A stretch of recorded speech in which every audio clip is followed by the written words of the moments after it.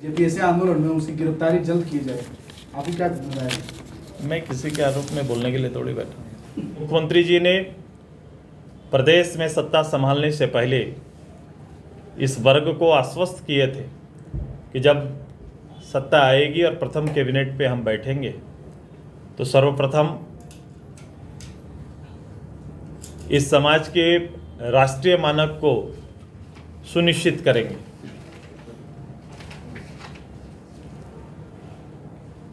यह संभव ना हो पाया ना, इसकी चिंता इस सरकार को है।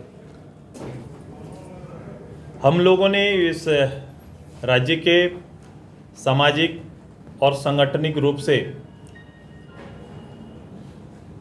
समाज के सभी तबकों को एक सूत्र में बांधने का प्रयास करने का निर्णय लिया है।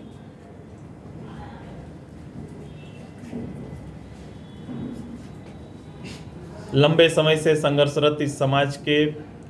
लोगों के बीच में जाना और उनके वर्तमान इन 4 बिंदुओं के स्टेटस को भी आकलन करेंगे, लेकिन साथ ही साथ ये कोई मांग नहीं है, अधिकार है। पहले कई लोग इसको समझने में भूल कर देते हैं कि कोई मांग नहीं, एक सामाजिक रूप से इस समाज को मिलने वाला निर्धारित कानूनन संवैधानिक अधिकार है और इसकी लड़ाई को बड़ा करने का निर्णय भी सभा ने लिया है। लोगों को एक सूत्र में बांधने का, उनको इस विषय से अवगत कराना और साथ में मिलकर निर्णायक लड़ाई की ओर क्रमबद्ध रूप से आगे बढ़ने का निर्णय पार्टी और सभा का है।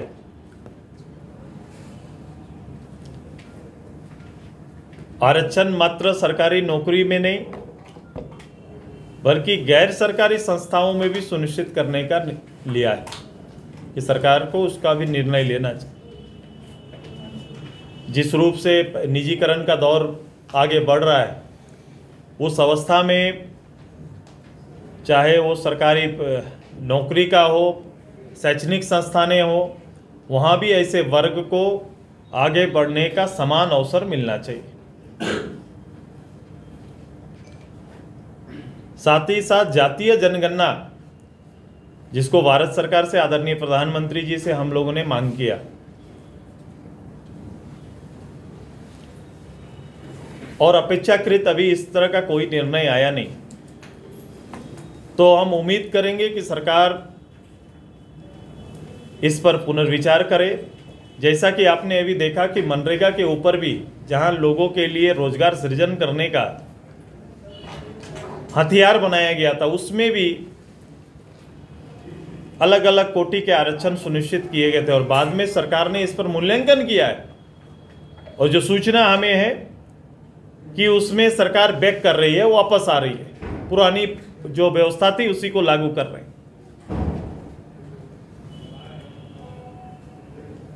तो उस तरह से फिर से जातीय जनगणना में भी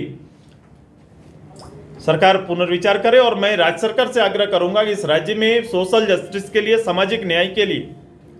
जब तक हम इस समाज के बारे में, समाज की संख्या के बारे में, समाज के हालात के बारे में अगर नहीं जानेंगे तो बेहतर सेवा उस समाज को नहीं दे सकते हैं, बेहतर अवसर नहीं दे सकते हैं। इसलिए यह बड़ा आवश्यक है कि राज्य सरकार पहल करे कि अपने राज्य के अंदर ओबीसी की जनगणना कराए, ताकि सही रूप से उस राज्य के अंदर रहने वाले ये पूरे समाज को इन सभी विषयों का संरक्षण मिले।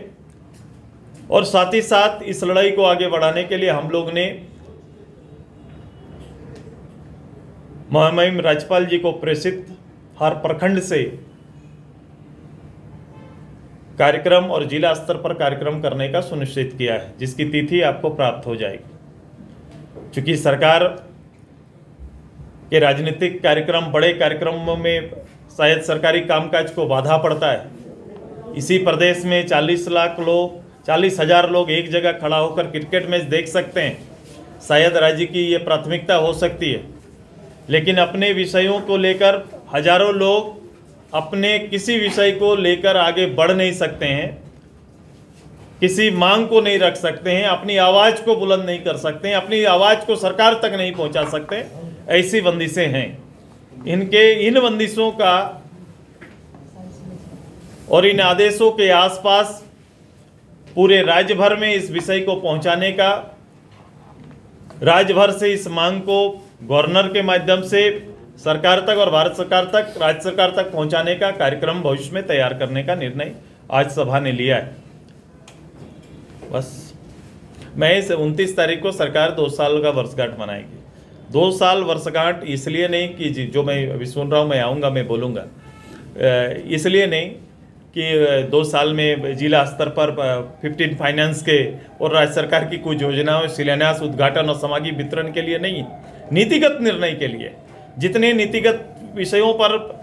वर्तमान सरकार में बैठे लोगों ने आलोचना की थी, उसमें उसके नीतिगत फैसले आने चाहिए।